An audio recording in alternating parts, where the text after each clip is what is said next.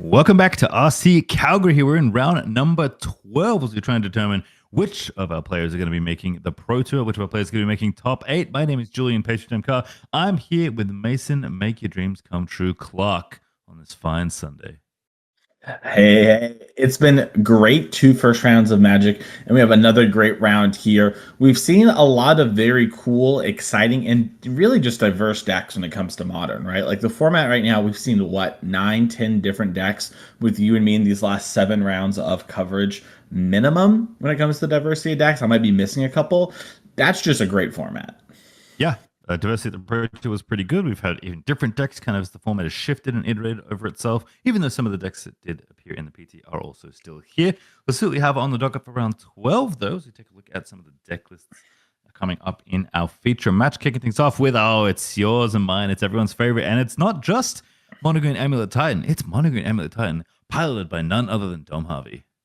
Yeah, we saw Dom, I believe, in round number 4 yesterday. Took a loss to Izzet, 1 out -1 of the round, and sort of tweeted, I lost to sort of what I think Stockfish might lose to situations. He described it as, these absurd spots where he was like, I'm not sure if, anyone could win from these positions, which someone then replied, you're the Stockfish of Amulet. So if that's the case, then obviously no one could win. And we have our Stockfish here again today. Dom top forward the Modern Pro Tour back at Lord of the Rings, is obviously known for Amulet Time. We've talked about here, wrote the tome, as you put it. And, he's here today to try and get back on that PT grind. He has played so many of the Pro Tours and a couple of the Worlds since the return of Paper Magic back in 2022. And I know he wants to get there again. Yeah, that slot is, of course, up for grabs. Looking good so far for Dom. But on the other side of the matchup, a player that's going to try not to get turn 2 killed, going to be playing Simic Birthing Ritual, which right now is the deck of the day. Yeah, and this deck is really, really good at fighting decks like Titan, things we're trying to resolve one problematic permanent. I mean, we have main deck Harbinger of the Seas, right? That is a card player's sideboard for this matchup, and we have 2 of them. Now, notably, we have 3 Philothips, which angers me to my soul, but we'll get past that with time. And we have 3 Oculus here. So this build, we're joking here a little bit, but being down to 3 Oculus isn't the end of the world with Birthing Rituals. We can get those going. But if you don't find one, it is going to make it getting the game closed out a little bit harder, which makes this matchup a little bit harder. You do have some hard lock pieces. You do have like 4 main deck Subtlety, another card that players sideboard for this matchup. Those are nice, but you have to back them up with pressure. Otherwise, Titan will be able to rebuild. So I'm excited to see sort of if these little small deviations, are maybe helping in some of the harder matchups, but being a little bit worse here in your good matchups, which isn't the end of the world, right? If you're really great in one matchup, you can afford to lose a little bit of equity to help out some of your worst matchups. Oh, absolutely. And it's such an interesting thing to think about coming into, blue, not tempo really, but like blue value, but with some tempo elements and a lot of good disruption in the main deck, especially with those 6 permission spells. I guess 10 actually, if you want to include the 4 Sync into Stupas in the Metabase, which I think we should probably reasonably look at as disruptive elements. And you'd think for a lands deck, usually really good against permission, right? Lands are spells that you can't, are permanents you can't interact with counter magic. But I don't know. I mean, it's a weird one. It's a combo deck. It's a lands deck. So on a long enough timeline, I feel like with no pressure, Amulet can figure out a line to kind of win through anything. And obviously in the early game, when Amulet is really explosive, Simic does have the tools to kind of stop that. So there's an interesting arc we can follow in this matchup as we kind of go through the early, middle, and end game, even though that may only be, 4 or 5 turns of Magic. Yeah, it definitely can be. And some of the cards that you might not even think of that are good versus Amulet traditionally are good versus these newer builds. We saw Aftermath Analyst attempt to go off and get Dom the win in his feature match yesterday. Well, this deck has 2 Endurances, so that's something he's going to have to play around too. And that's another part of the problem, right? When you're playing against, if you're as Amulet playing against this deck, there are so many different things to think about that sometimes you just default to, I'm going to shove. Right, like there's too many different things to beat, and it kind of forces them to actually to play like they're behind the 8 ball when in reality they have plenty of room to breathe. If anyone's gonna figure that out, it's gonna be the Stockfish of Amulet, Dom Harvey here, as it looks like he's leading on Grazer and maybe getting responded to. Yeah, both players at 9 and 2, but Connor Taylor, maybe something to say about the Grazer. And I have bad news for Amulet fans at home. The top card in Connor's hand is Harbinger of the Seas. That card is really, really good. It turns out color shifted, Magus of the Moon is very, very strong. When you make things blue, it's a lot harder to kill. Yeah, pretty good. Also pitches to Force of Negation, sacrifices to Flare if that ever comes up. Here's a Spelunking from Dom, though. Going to look similar to Amulet, but different, as you noted. Most importantly, does not give you a trigger of any kind, so you can't stack these. Just simply says the lands come into play untapped instead, which is sometimes good, sometimes bad. Yep. It's a little weird, right? Like, also sometimes with the amulet, you get to choose which effect goes on, like there's a replacement effect or not. So sometimes it gets odd where it's like, these I'm going to amulet, but this I'm not, so that you can't like tide binder this, it's a very interesting situation when you have both of them in play. But, Dom here is set up to cast a Titan if he has any double or more land next turn along with a Titan.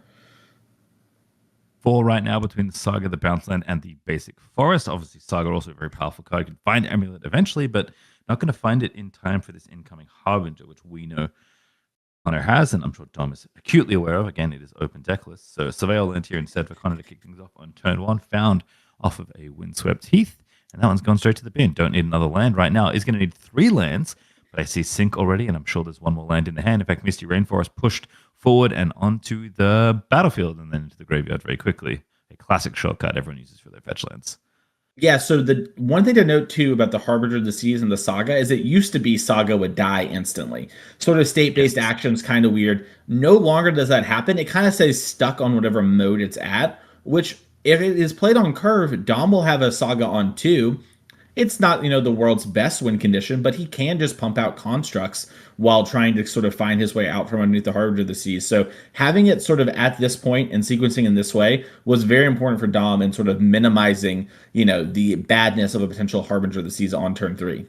Well, your nemesis Fibblethip has hit the field for 1 card there for Connor Taylor, but at least it's going to be some birth ritual fodder for later on. Would have maybe preferred to have a ritual itself for the turns you play, given that we know there's a follow-up coming on 3, but just seems fine here for Connor. That is Malevolent Rumble, if I'm remembering the card name correctly. I know what it does. We can flip cards over, look for some lands, look for some permanents, and make a little spawn. Pretty good card in a bunch of different formats, this one. Yeah, this is kind of nice here. Gives Dom a lot of different choices. Icetail Explorer, for example, is something that can allow him to potentially grind. This is a card that entered the deck. It adds a couple of new kills and different play patterns. Also against decks like Belcher is sort of like that plus a Ghost Quarter is a really good way just to beat that matchup. So you're seeing it here. He seems to maybe want the Icetail Explorer. He can play it this turn, and since it gives another land drop, he could then replay that Vestige that's in the yard. Tell you that Dom only has 1 Icetail Explorer in the main deck at least. So if he wants it, he's going to have to take it now. He's going to select it. Little Edge of Eternity's rare. Very fun. I know some people got strip mine in draft and absolutely housed people in Edge of Eternity's Limited, which is pretty fun. Thanks, Bonus Sheet. Shout out you. Just a good time for everybody. Yeah, it's something. Good time for me. Maybe not so fun for everyone else, as Dom's going to pass it back after playing Rumble, holding up some mana. Can make a construct, of course. Didn't find a land, which again, very uncommon in these Amulet Titan decks. Probably expected to hit one off the Rumble. Maybe was looking for that too, but 4 non-lands means Icetail's in the hand instead, and we can pop the spawn to make a construct. But as we know, everybody's aware, Harbinger of the Seas is an option here for Connor Taylor on this turn. Assuming it's another blue source, which, I see Mr. Rainforest in hand, so that's not a question. Into the graveyard it goes. Yeah, being able to grab a basic here, pretty good. Allows him to sort of save a little life, which might end up mattering in this construct race. He can actually grab a basic island here. Wants to make sure he has double blue, something like Hardcast Player now. Yeah, Don knows exactly what's going on. He's like, yeah, I've seen you fetch 2 basics. I know what's in your deck list. Just put it on the table. We'll figure it out. Yeah, and Dom's deck, despite being basically a mono-colored deck, doesn't have a ton of ways to play underneath a Blood Moon type card, but does have typically 3 or 4 basics depending on the weekend. We can pull that up here in a second and figure out the exact answer. But it looks like Shardless Agent's actually going to be the move. A little worried about having the Urza Saga stuck on 2 potentially.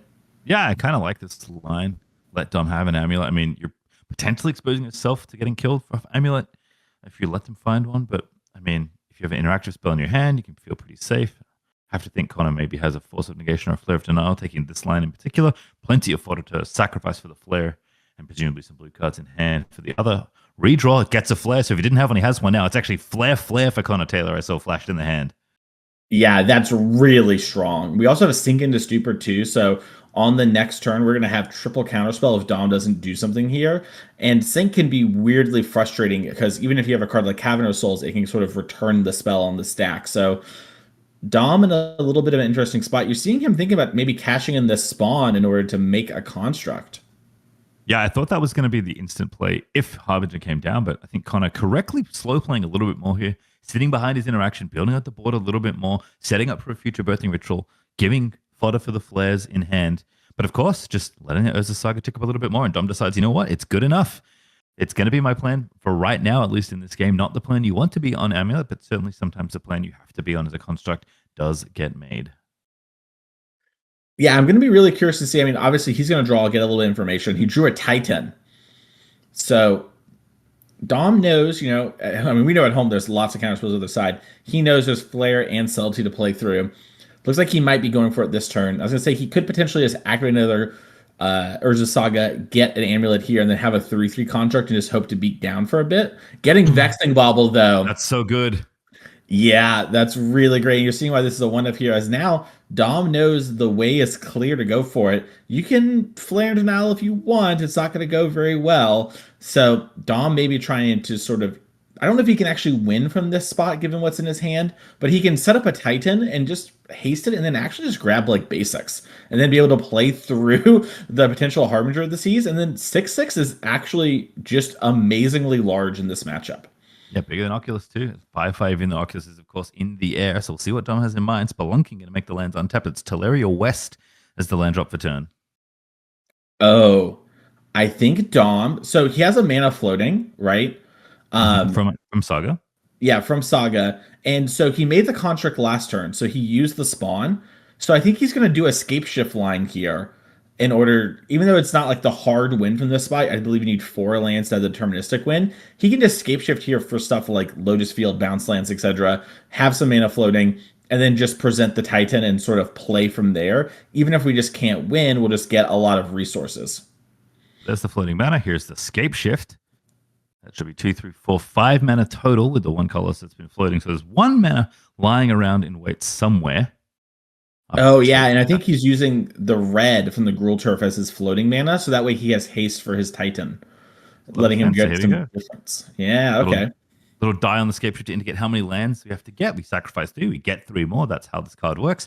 And Spelunking, of course, is going to make them all untapped. And Connor, with the Harbinger in hand, all these lands that are coming into play still have abilities, still tap for more than 1 mana if they make it. Lotus Field taps for quite a bit more than that, I will say, as Dom does move that one to the front of the pile.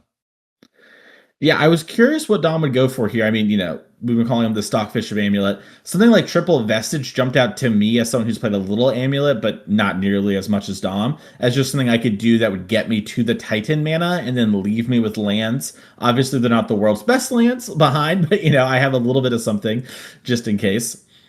Looks like he's going for Bounce Land, Crumbling Vestige. One more, Vestige. Okay. See, this is the difference between a great Amulet player and an okay Amulet player. There's 6 mana right now. 2 floating, 2 tap, and 2 more from the bounce land.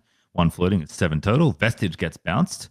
Land drop has not been made this turn. I believe there's a Titan going to get some more lands. Yeah, you're correct. The land drop has not been made, so we're going to probably see hand war battlements here. With the red floating from the Gruul Turf off the scape shift, that's going to haste our Titan. Yeah, and it looks like we're grabbing Mirror Pool for future Titan shenanigans, as we will be able to make a Titan after we declare combat here. This is kind of the value line, let's say. Iceman Coatl is currently not on, notably. It is 2 other snow permanents in play. There's no other Coatl in play to see each, so no Death Touch here to get in the way of this Titan. And of course, the trigger is going to happen first. So, you don't outright win, as you pointed out, but you get, do some pretty good stuff as Lotus Field's going to come into play alongside another Crumbling Vestige, I believe. There are 4 in this deck. It is an innocuous looking land, but one of the best in this deck.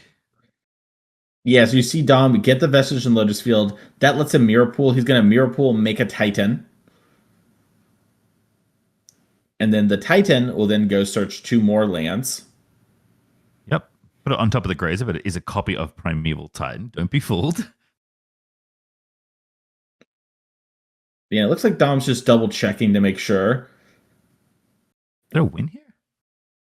I don't think there's a win. Back in the day, there was kind of some ways you could win from here, like setting up double striking your Titans, but or even Valakutting if you want to go back a little bit further, but not Hmm. all the way back like I was. Um, it is a spot here. I think Dom is just trying to think of what is my best way to set up fighting through like potential Oculuses, right? Yeah. So like getting something like Bounce Land Teleria West or Bounce Land Odawara, um, this is a way, yeah. And because, like you mentioned, there's still that land for turn. So we could potentially play a bounce land here, pick up the Odawara, and then have that to stop something like an Oculus. And then just attack with Colossal Dreadmaw, 6/6. Boom. Yeah, pretty good card at the end of the day. So Ottawa Lotus Field going to come into play. There's an untapped Lotus Field. There's a tapped Lotus Field. There's an Ottawa currently on the board. And I have to imagine it's last but not least going to be a bounce land here for Dominic Harvey. Picking up the Ottawa. We'll have exactly enough mana. Actually, we'll have one more mana. We'll have enough mana to channel the Odawara if needed, which is also an out to Harbinger of the Seas, which I did not consider until just this moment. So plenty of options, unsurprisingly, left for himself here. Even though it's not a win, it is looking good as far as the board state goes. We'll see how Dom wants to end this turn. Looks like Connor maybe just thinking through one or two things. Maybe Dom's still thinking. A lot of thinking happening in general with Amulet deck. We see Dom constantly in the tank, face on head, face running through hair, just going through all the different iterations. Full Doctor Strange mode, as it looks like. Blocks also, sorry, have to be considered. Forgot that was a thing. We are in the middle of combat. Don't forget. Yeah. Construct going to get traded off. Going to get in the way of the Primeval Titan. Tapping some lands. Ice Till Explorer are going to find their way back in, and that's going to give us our bounce land from the graveyard and one more land to play as well, I believe. Okay, yeah, and Connor picks it up. He knows he's dead. And I think what Connor was doing there was he was trying to make it so that he could potentially get Oculuses down and trade off with the Titans, So he's like, okay, I need to save a little bit of life so I can take a hit from one, yada yada. But with the Icehill Explorer plus the Odawara, he knows that Dom can bounce something, then play the Odawara, play a bounce land from the graveyard, bounce something again. Wouldn't be able to win from that point. Yeah, very nicely navigated there by Dom. So not a win presented directly in the game, right? Like you don't actually take out your opponent in that mode, but enough presented that is going to be scoop up. And Dom Harvey, once again on camera, going to take game at number 1. Got a turn 2 kill the first time we saw him in his RC. It took a little longer, but still a very interesting line. I have to wonder, does it change if Harbinger gets played there? Is that line even possible? Yeah, I'm not exactly sure. It becomes a super weird game because Dom just gets to activate Urza's Saga every turn. Mm-hmm. And so it's like a 2/2 into 3/3 into 4/4. And also it's not like there's one, right? They're multiplicative. So it might be a situation where, like you had mentioned before, and I kind of mentioned too, like kind of liking the line of like maybe taking it a little bit slower, but maybe underestimating just how explosive and powerful just a Titan can be, even if it doesn't kill you, right? And this is one of the awkward parts of playing against Titan is theoretically everything is like fair game and common knowledge to everyone in theory. In practice, who has time to learn all of that stuff? Right? Yeah. And do all that kind of we've got lives going on, let alone trying to master our deck in all these other modern matchups. So I think maybe underestimating a little bit of what Dom could do there with the Ice Tail and just how powerful the 6/6s would be. Sort of also they had to be a Titan to be played. So, tough spot all around. By the way, I want to note there, Neoform was in the sideboard of that Birthing Ritual deck. I think that's hype. Yeah, that's hype. That's a really good way too to sort of have more copies of Harbinger of the Seas for this matchup. So we can turn our 2s into the Harbinger and have that guaranteed consistency. So I'm really interested to see how we're going to sideboard here. I don't think we have a ton. I think the Force Vigors are coming in. I think this Rex Sage is coming in. I think the Neoform should probably come in. And maybe the Endurance, depends on kind of how many of these things you think you can cut and get away with. But you are kind of set up for these sort of matchups. Yeah, I think Neoform, even if you have a Harbinger, also just acting as an extra copy of Oculus, right? It's kind of a 50 birthing ritual that you get one use out of. So love that card on the sideboard. Interesting, again, to see only 3 Oculus here for the Simic deck specifically. So Neoform may be a way for you to access more copies of that card or your other bullets if you do need it. We'll take a look, though, at the Amulet deck, see what's in the sideboard. Again, Amulet sideboards go crazy style. But, there's always something. And Vexing Bulb, my goodness, that was a good one-off to find off Saga in that game. Really undid all of the work that those flares were trying to do. Yeah, and we'll get production to switch over to the amulet deck here in just a second. There we go. As it is very weird, cards like Lithomanic Barrage can't be countered. Kind of an answer to Ashiok, typically, but can answer Harbinger of the Seas or Pouring Oculus. We have Dismembers that can answer all this sort of stuff. Another Vexing Bauble, which honestly is a pretty reasonable thing to bring in here. Just sometimes you want to be able to search for the amulet. Also, there's Force of Vigor in the deck on the other side of the table. So having the ability to sort of, have your first Vexing Bauble and then present another one later, or potentially an awkward spot of, hey, I've got amulets and baubles, figure it out, can be pretty irritating. And Stock Up, I think, is surprisingly a card we might want access to, just because the game can be kind of grindy and, go very long. In that same vein, 6 sort of Yeah. acting as another way to, refill ourselves post interaction. Yeah, I think so. I mean, Bauble also, I mean, such a good Magic card. There's a reason it's Mhm. not allowed in all the formats, let's say. In fact, Yeah. it's the most powerful. It is banned and restricted, which is a nod to how good that card is in other Eternal formats. But it also redraws. If you don't need it, you can just put it away and draw a different card instead. As we'll pop on over to a backup feature match. Now, 2 players at 8 and 3. Keith Capstick on Boros Energy and Michael Zhao on Jess Sky at Blink. 2 decks we've seen a lot of that share 2 colors as Felia pops on over onto the battlefield at the end of turn. Yeah, Keith, someone that you've seen here in a lot of the face-to-face events. I think really likes playing these kinds of decks. Played a lot of like Hammer back in the MH2 metagame, kind of the honest, proactive deck, and sort with a little bit of unhonesty in there, and sort of doing a similar thing here. And I like this play from Michael. Yeah. Get the Blood Moon off the board for a second so that I can play my cards. Yep, Bloodmoon was the card kind of sticking out to me on this board. There's a Solitude, just straight up hardcast now that lands have been freed from under the moon. And Season Pyromancer, despite the blocks, is not going to be able to take out Felia today. And now the Solitude's on the board alongside Ophelia for the upcoming turn. So even if the Bloodmoon comes back online, Michael Zell has to be feeling pretty good about this board state if it holds. Yeah, and I think Keith has a lightning bolt in hand, or there was some red spell. It looked to be like a beta bolt to me, and I think it is. Keith got a lot of style to him. Yeah. Got some Australian planes. I think it's the only basic land in the whole game that shows my country of origin. So love to see that. Little Apex Plains action. Is Arena of Glory also among these lands? Maybe going to try and make something happen. No, just a single red mana, and here's a bolt. Get him out of there. Felia going to get taken to the grave. Yeah, a little unfortunate that we didn't have the ability to cast Lightning Bolt on the previous turn to sort of stop this Solitude from getting down. But we do have Michael underneath the Bloodmoon pretty heavily. And now it's just a matter of, what can we do? Michael does have an evoked Solitude if he wants it. But for now, Keith is sort of pretty heavily favored when it comes to the ability to actually play Magic. Well, the only basic, as we kind of would have expected earlier, and I can see now on Michael's board, is that Plains, which can, of course, cast the Felia that came down to Bloodmoon temporarily. Everything else is a mountain right now. It is all a dual land. But there is another Felia in Michael Zell's hand as Ragavan going to rumble on in. Solitude's going to block. Keith says, okay, I'll trade my monkey for your elemental. Good deal. Yeah, and I think this is a good block here by Michael. It can be a little tempting with your Felia to be like, oh, I'll, put my Felia in and then flicker and kill the Ragavan. And it's like, nah, just get it off the table. No reason to, maybe let Keith hit one of my really big cards, get back into this game when I'm potentially about to get back into things. As it looks like Flage is coming off that second Plains at the top. That's massive. Yeah, turns out white, red is what you need to escape a Phage, and Plains off the top means Felia didn't even need to blink the Blood Moon.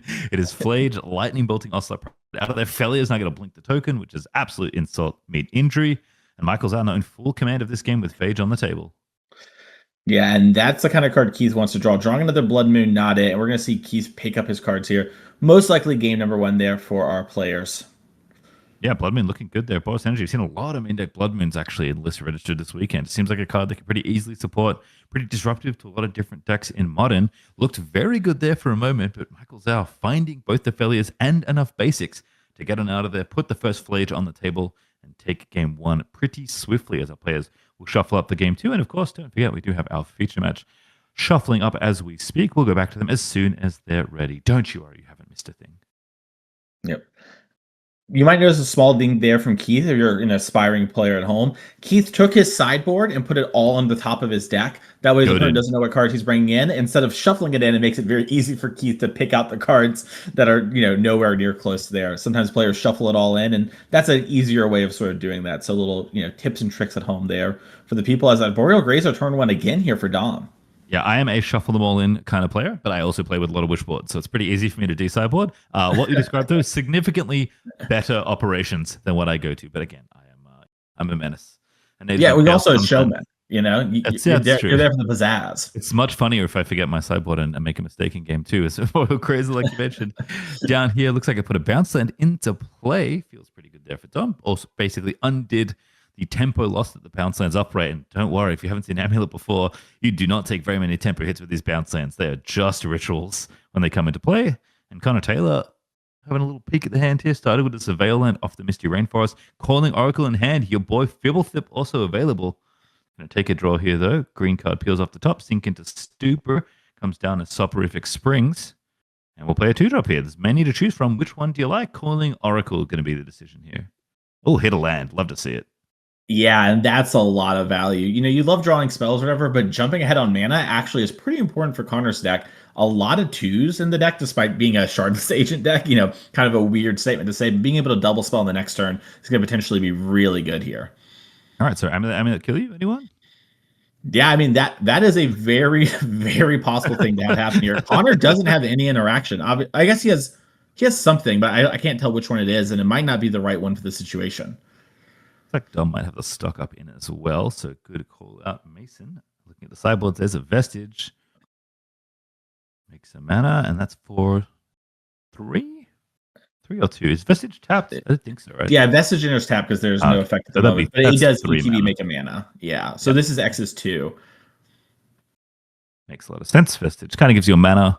Either way you play it, first time you get it, you get 1. Next time it untaps, you get to tap it. But of course, if you can untap it, which again, that is what Amulet of Vigor is all about, you get to make a bunch of extra mana. So Green Sun Zenith on the stack. Connor has to decide right now, do I care enough about this card? And I do. Flare is going to take that one out. Yeah, and depending on Dom's hand, I can't fully make it out. That's either a huge win or a huge loss. Sometimes that very easily could have just been a bait spell. It also might have been something Dom really needed to set up a win in the next turn or two. So Calling Oracle going to come back down. We find another land. That's a breeding pool coming into play. Untapped this time. Shocks it in to give himself a little bit more mana, does Connor Taylor. And pass it back. I have an interactive spell. Don't do too many silly things. Dom, of course, going to think through all the possibilities here. Yeah, pretty interesting position here. Connor is actually struggling on lands, it seems. So it seems like the land off Oracle is infinitely better than I thought. And I thought it was pretty good. As here's a Spelunking. And that's really good. Well, puts the land into play, but most importantly, lets the lands come into play untapped. Again, different to the trigger that Amulet of Vigor gives you. But a lot of the lands you want to take with Amulet, you can also get with Spelunking. There's Shifting Woodland. Very key part of one of the combo lines of Amulet, but also, a decent value land from time to time. And land number 2. Going to come in to play in just a moment. It is Boseiju, so 2 green available. I see another Green Sun Zenith in the hand, but Dominic just going to pass it on back. Here's Icebane Coatl for a card, and a 1/1. A little bit of pressure in the air perhaps here, but mostly, again, to flip over into Birthing Ritual once you find that card. Oh, what a rip. Harbinger of the Seas right off the top for Connor Taylor. Yeah, that is great. We don't have the awkwardness of the Urza Saga from the last game. And I think last game, too, Dom had a forest, which also made it a little unsatisfying, right? It's like, oh, he still gets to play a bit. Here, Dom is on all non-basics. So he is going to just be sort of out of the game in one way. But it is tempting to play the Reclamation Sage as well and sort of just answer the Spelunking. Boyle Grazer, yeah, might as well take my point now. No Death Touch, does a quick check. Reach of the Grazer reaches up, gets in, slaps the snake in the face, and it's just some damage bounced off there. 1 over to Dom Harvey as the Calling Oracle does its best to apply some pressure. Sequencing here going to be important. Not going to have a land, it looks like, so going to have to pick. It's Fibblethip looking for the redraw, trying to find a land for the Harbinger, maybe wants to commit a bit more to the board. Does have a Birthing Ritual as well. That's the reason Connor Taylor had to make decisions between his 3-drop and his 2-drops, and has decided that looking at 7 is going to be better than deploying the Blood Sea. Yeah, Drowner of the Moon was its playtest name, which I always thought was that's a sweet name. That's a banger name, yeah. I honestly get it wrong all the time on coverage. And I think this is actually exactly what Connor was hoping for. So I think he was like, I'm going to play Fibblethip. Worst case scenario, I go Birthing Ritual. Best case, I go Harbinger of the Seas. And if I get Oculus, then I actually have pressure. And like we talked about during sort of, the looking at deck phase, Connor needs to have pressure plus disruption. And he was Yep. missing the pressure part. So took a little bit of a risk here in order to do this, but feels kind of comfortable with the one subtlety in hand. Confident. I think there's a flare as well for Connor, perhaps, if I'm not mistaken. There's certainly an interactive blue spell, but how many is the question?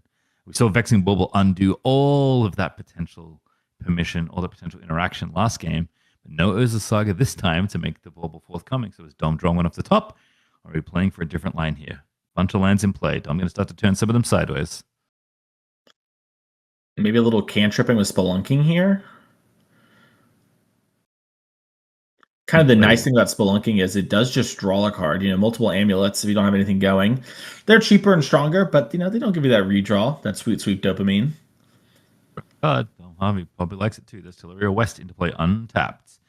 Tap 3, stock up. We are playing for the longer game here. And that says, okay, that one can resolve.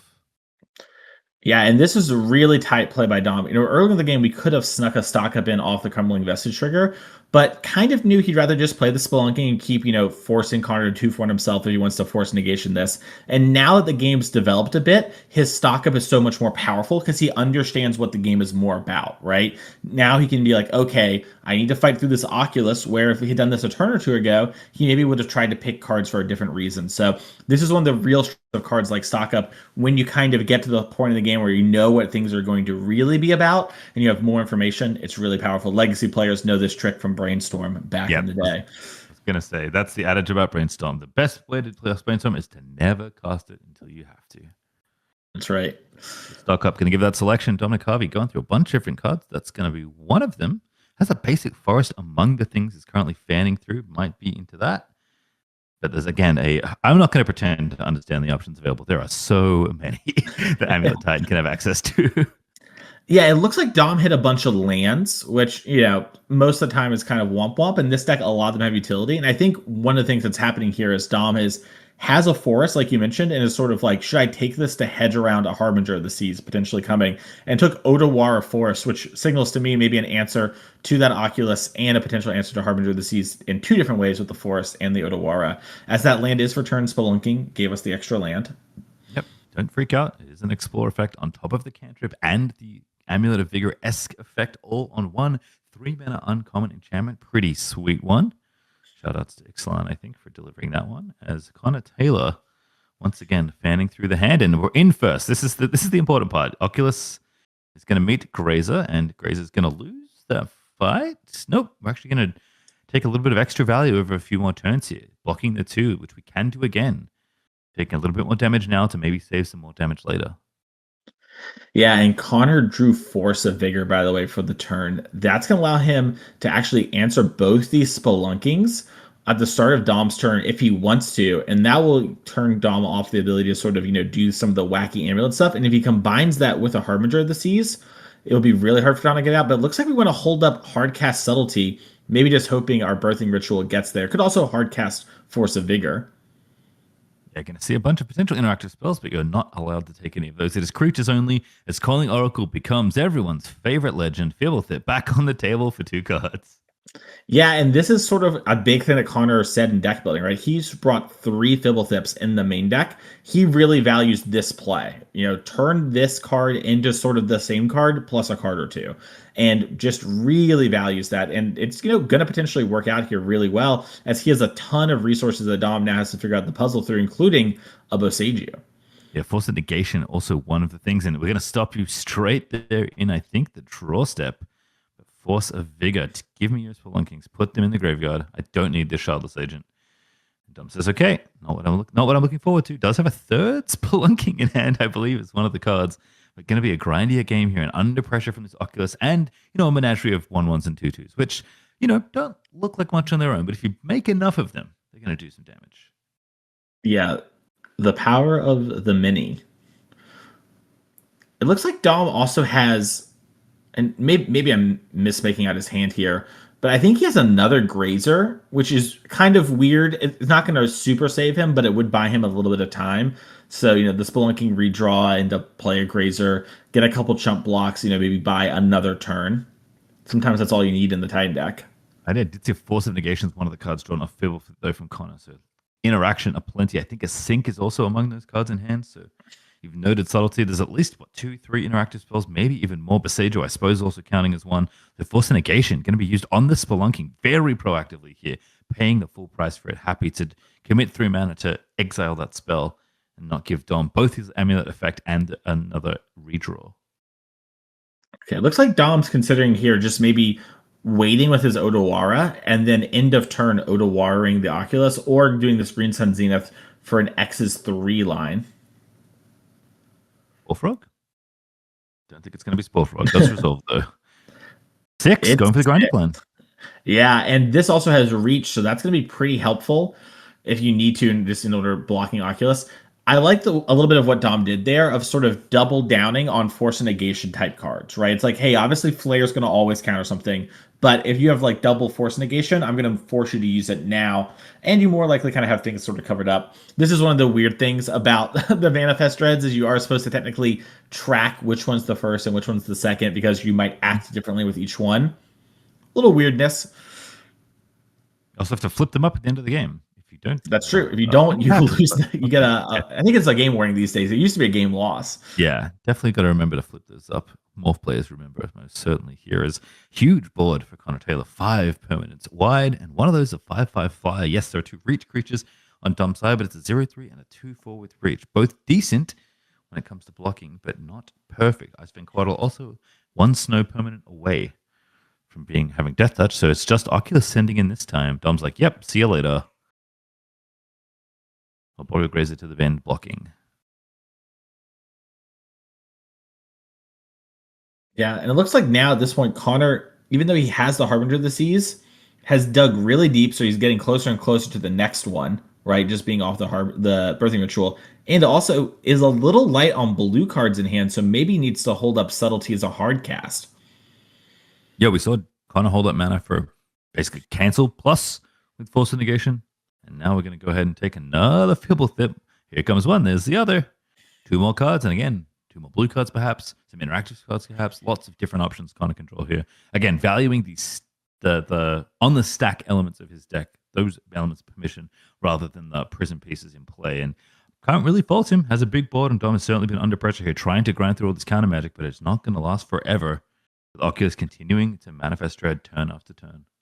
All right, Oculus hit an Icewind Quaddle on that one, so now we have the very sneaky turn. My other Quaddle face up. This one gains Death Touch. Yeah, don't get to draw the card, but do get to surprise your opponent. A true Ambush Viper. That's right. In wait on the battlefield. There's 6. Whenever it attacks mill 3, you may put a land in your card, and right now your non-land cards in graveyard have Retrace, which is pretty good at getting through permission.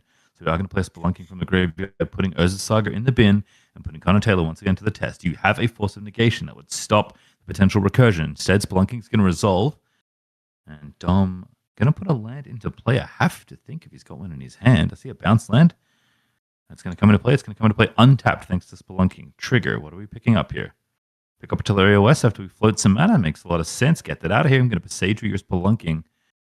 I guess this is with the bounce land trigger on the stack because all of Spelunking has to resolve first. Yes, yeah. And Connor here, I think, just trying to keep Dom off it. Kind of a weird spot because now Dom actually gets to go get some mana and the basic as well as the important parts. Now the Harbinger of the Seas really is on pitch to subtlety duty. I mean, it does reduce the total amount of mana and potential shenanigans, so it's not like it's a dead card, but it doesn't stop the Titan. It's not, preventative care. And it's 13 power right now on Connor Taylor's board. 2 1/1s and 3 2/2s. That's 6, 7, 8 plus the 5. That is 13 total. Dom is at 12, but does have a blocker. Maybe has another Grazer he could play from hand. So probably going to get one other turn at least from this point. And if you can want to play this Spelunking, there is still the Retrace available. If Dom has another land in hand, we do have mana to recast the Spelunking. Go again. Get a redraw. Again, Connor Taylor's non-exile permission spells or interaction is not going to get it done here if Dom wants to grind out this game. And there are more lands here. Artillery West back in hand, of course. providing retrace value immediately. But there's other lands in this very land-dense deck for Dom Harvey as he tries to puzzle through all the different interaction spells that Connor Taylor could have. Yeah, and the way that Connor like reacts to not even just like body language wise, but like fighting over the spelunking tells Dom that he's like, okay, maybe I should just be really committing to this spelunking in more ways. And it's not a cheap investment, but it's 3 mana. He discards a land and then draws a card. It's not the end of the world. Sort of 3 mana cycle through this card. Again, gonna resolve. Now we have our amulet effect, quote unquote, online. We are going to put a land into play as well from Spelunking. It does do it all. And this land at least will be untapped, as we saw with Beseidru. Even if the Spelunking goes away from a removal spell, have to resolve all the parts of Spelunking first. And that means when the land comes into play, it still sees that it should be untapped thanks to the Caving Enchantment. We're going to tap a bounce land now. Looks like Commercial District was the one in play. It's Teleria West. Going to be transmuted here. Looking for a 0. Summoner's Pact, the obvious one, but a couple other options potentially as well. Yeah, I imagine this is a spot where Dom wants to probably ideally get Summoner's Pact in the abstract, but maybe, you see, actually, he started to grab a tie because he's thinking of Summoner's Pact. So, yeah, that's going to be it. Sometimes there are some lands that, you can bring in, etc. Yep. But looks like he's going to activate Summoner's Pact right away. I don't think Dom's actually landed for turn. And if he has Lotus Field, he can play that and immediately have the mana. Now, he might get, subtletied, but because of the Boseiju, he's going to be able to pay for a pact if the Harbinger of the Seas comes in. This Lotus Field, correctly identified there by Mason Clark. Land 1, Sacrifice, Vestige going away. Looks like Commercial District going away. Lotus Field's untapped. Add them all up. That looks like 6 to me. Titan in play. Well, Titan on the stack, I should say. There's subtlety at play, and indeed going to be cast. Yep, Dom tapping the Commercial District for mana before sacrificing it. And now, a little awkward if Connor has another subtlety, because Dom put it on top. And obviously, there is the subtlety in hand. I think Connor is in a really good spot here. Just subtlety the Titan again, attack with everything. Put Dom to 2 or 3-ish, and then just do it again. Go all in. It is 1. In fact, Dom just decides, I think it's enough. I thought it was 11 damage if you block the Oculus. That would, of course, mean your 6 is in the graveyard, but I think maybe it was a little bit more than that. Obviously, if Connor Taylor flips up a bigger creature from the Manifest Dread, that's going to do it as well. Shows all the 1/1s instead, but just think more what you expect if there are going to be any creatures hiding under there. But still enough pressure and enough interaction from Connor Taylor. An Oculus, a wide board, and a well-timed subtlety is going to push us to game 3 with 12 minutes left in this round. Certainly doable for both these decks, but a lot of things to think through for both these players. So not going to have that much time to figure out how to win this final game. Yeah, I'm going to be curious to see what the sort of changes are going to be. We're actually watching Connor's sideboard at the moment. It looks like Gemstone Caverns. Sure. Okay. Fair enough. I was very curious. I was like, I don't know what card he would want on play versus draw, but there's probably some good reason. A card that only really works on the draw is a good enough reason as many. Yeah, there's 3 of them in Connor's sideboard, I believe. So going to bring them in here. Why not? You have a lot of 2-drops you want to cast, so why not cast them on turn 1 as we have a look at the sideboards once again. Here's the Amulet Titan list. Not fighting very well so far this weekend, but back up against it a little bit with the Simic Birthing Ritual deck having a decent amount of pressure plus disruption. Yeah, we saw Dom do 1 swap. It might be some sort of small play draw thing. I don't think he's Gemstone Cavernings this week, and I know Dom is a big advocate that card's probably underplayed in Magic in general. He sort of thinks that we kind of dismiss it too much to these sort of weirdo decks. And I actually really like it in the case of the Simic Birthing Ritual deck. You are a deck that has just a lot of cards that, sort of Xeroxy, to use a legacy term, right? Just kind of move through the deck, making copies, just moving through cards. And yeah, if you got a bunch of Fibble Tips that are going to get you a couple extra cards, just get them out sooner and get the ball going. Fun fact for everyone at home, is sideboard and shuffle up for what's going to be the final game of this round, at least on camera in our feature match. Gemstone Caverns is not an invitational card. Anyone knows the Magic Invitational was a invite-only event where the best Magic players in the world and some more notable members of the community got invited, and if you won, the prize was making a Magic card. Now your face gets a Magic card if you become World Champion, which is a pretty sweet prize for becoming World Champion. But Gemstone Caverns was not an invitational card, but it was submitted by the one and only Japanese legend Tsuyoshi Fujita as Unlucky Man's Paradise, very similar to the card we see today. And I think R&D liked it enough that when they saw that submission, they decided, you know what, might as well make this a magic card. Seems like a fun one. And that's, I believe, one of the reasons we have Gems and Caverns today. That's true. Sometimes you make suggestions, then other magic cards get made. Like sometimes you pitch Guide of Souls as being half a Vexing Bauble, and then Vexing Bauble and Guide of Souls split into 2 cards. Just like things that occur.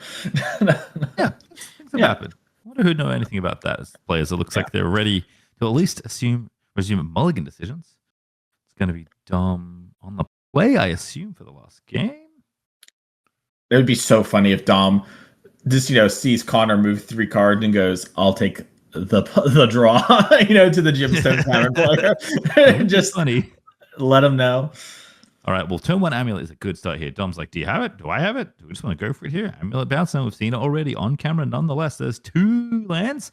Malevolent Rumble going to be looking for something. That one's going to resolve. We see a Flare in hand. I see a Harbinger, I believe, for Connor Taylor. Vexing Bauble, though, going to put an end to all of the fuss. That card absolutely won Dominic Harvey game number 1. And it's going to be presented right now off this Rumble. Are we going to play it is the question. That's what I was interested in too.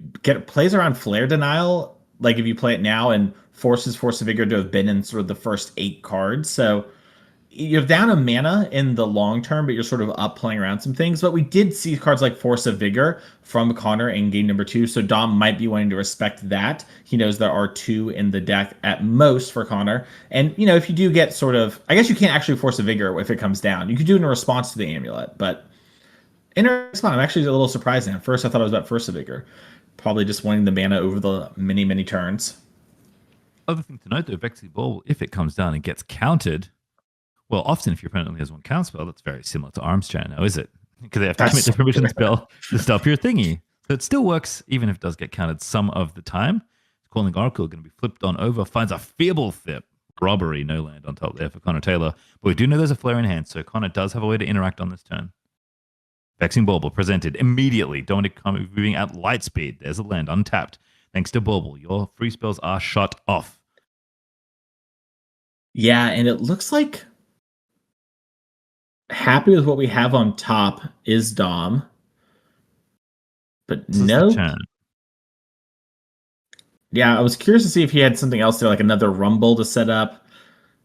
Having a card like Dismember here would be pretty great. Just sort of potentially remove anything that could come down. Like if a Birthing Ritual comes, you could just kill off the Oracle. Then you don't have to worry about Flare, even if your Vexing Bauble does get answered.